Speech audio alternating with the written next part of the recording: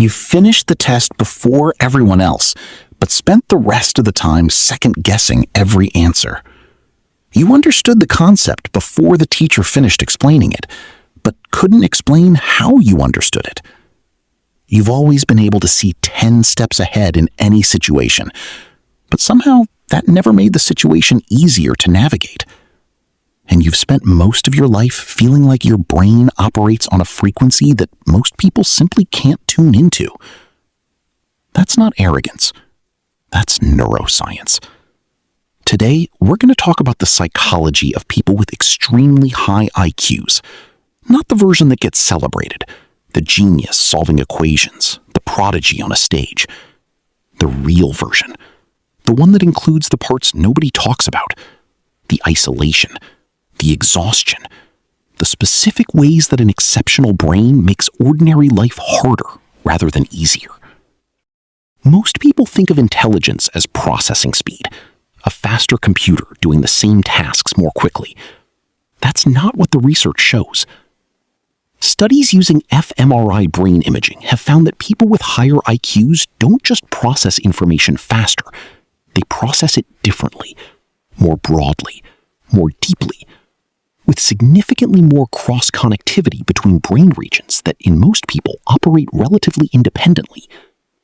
Neuroscientist Rex Young found that highly intelligent brains show what they call neural efficiency, the ability to accomplish cognitive tasks using less energy and fewer neural resources. But this efficiency comes with a paradox. The same neural architecture that makes complex problem-solving effortless also makes sensory filtering significantly harder. The brain that processes everything deeply cannot easily decide what not to process. This is the first thing most people don't understand about extremely high IQ. It's not just about what you can't think.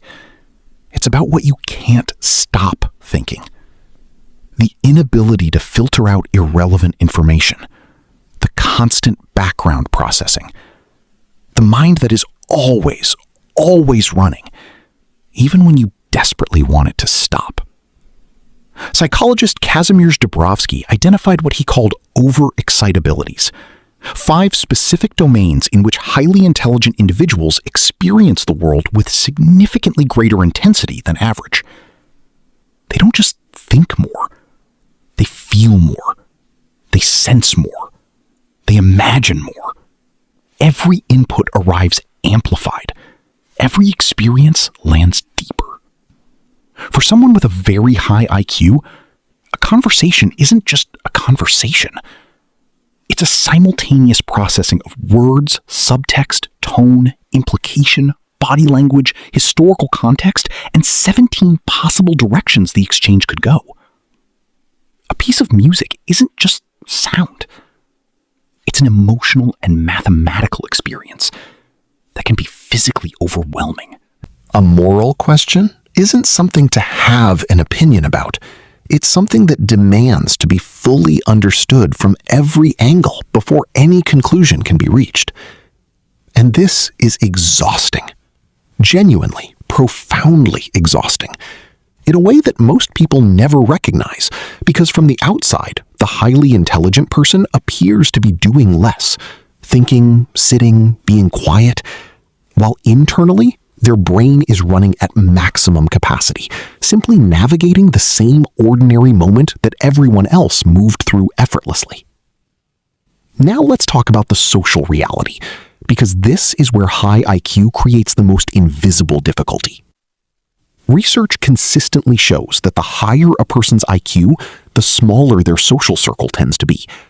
Not because highly intelligent people are antisocial, but because genuine intellectual connection requires a certain cognitive compatibility that becomes statistically rarer as IQ increases.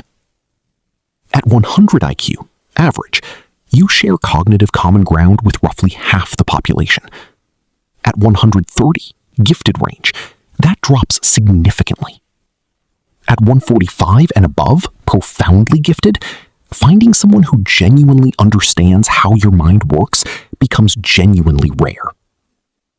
This creates a specific kind of loneliness that is almost impossible to explain to someone who hasn't experienced it. Not the loneliness of having no one around, the loneliness of being surrounded by people who are friendly, well-meaning, and genuinely likable, and still feeling fundamentally alone. Because the conversation never quite goes where your mind naturally wants to go. Because the depth you naturally reach for isn't where most conversations live. Psychologist Leda Hollingworth described this as the problem of asynchronous development.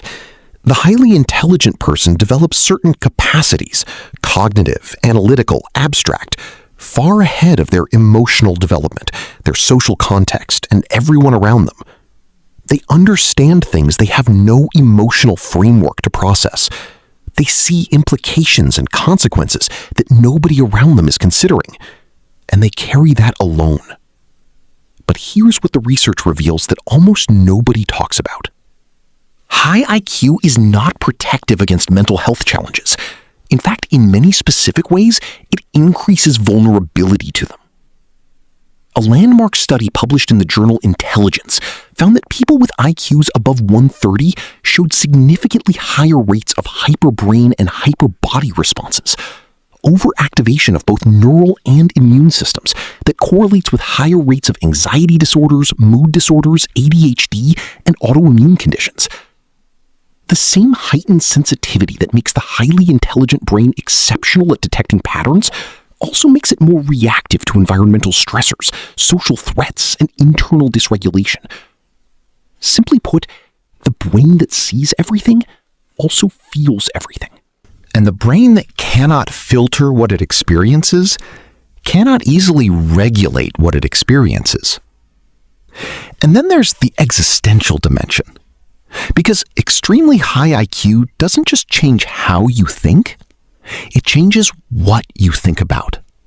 People with very high IQs tend to confront existential questions, the nature of reality, the meaning of existence, the arbitrariness of social structures, earlier, more intensely, and more persistently than most people do. Not because they're pessimistic or dramatic, because their brain naturally follows chains of logic to their conclusions. And the conclusions of sufficiently extended logical chains are often uncomfortable, uncertain, irreducibly complex. Most people are protected from this discomfort by the natural human tendency to stop thinking before you reach the hard questions. The highly intelligent brain doesn't stop. It keeps going, past the comfortable stopping point, past the reassuring answer, into the territory where the real complexity lives. And it has to find a way to function there, to build a life in the uncomfortable space of genuine uncertainty, without the cushion of simpler explanations that most people never have to give up. This is why so many extremely intelligent people struggle most not with the hard things, but with the easy things. Casual conversation, relaxing, switching off, not overthinking a simple decision, being present without analyzing the present. The ordinary moments that everyone else moves through effortlessly become the hardest ones, because the brain that excels at complexity is the exact same brain that cannot easily step back from it. But here's what the research also shows. Highly intelligent people who understand their own neurology, who recognize that their brain's intensity is a feature, not a malfunction, consistently report higher life satisfaction than those who spend their lives trying to be less than they are. The exhaustion doesn't disappear. The isolation doesn't fully resolve. But the self-acceptance changes the relationship to both. And the capacity for depth, for genuine understanding, for seeing what others miss, for holding complexity without demanding that it simplifies, becomes not a burden, but a different way of being fully alive. You were never too much. You were never broken for thinking the way you think. You were never wrong for needing more depth than the world usually offers. You were just built for a different frequency. And the world, whether it admits it or not, needs people who can hear what most people miss. Hit subscribe if this finally explains something about your brain that you've been trying to understand for a long time. And if you want to know why the most intelligent people are also often the loneliest, that video is next. You already know you need to watch it.